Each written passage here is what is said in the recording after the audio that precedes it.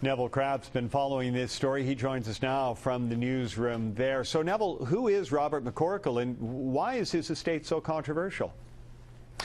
Well, Harry, Robert McCorkill was born in the 1930s in Ontario, the son of a farmer. By all accounts, he was a brilliant student and would go on to become a university professor.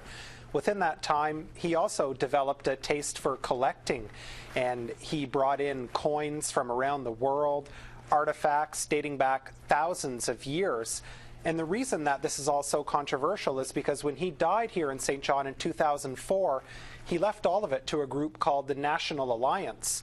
They're a neo-Nazi group based in West Virginia that have been known to call for the mass killing of minorities in that country. Wow, well, that's a pretty remarkable bequest. Now, there are two sides to this fight in the court, his family and the National Alliance. What's happening? There was a hearing today where a judge said that the estate can't be touched until this whole matter is settled. And really, it goes back to the time of McCorkill's death in 2004. All of his belongings sat there until 2010 when the executor of the estate, a man named Fred Street, applied to get power over the assets to move them, sell them, and bring the money to the National Alliance.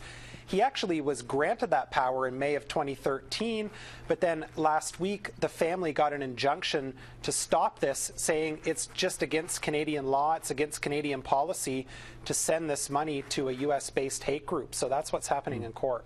All right, so what happens next here?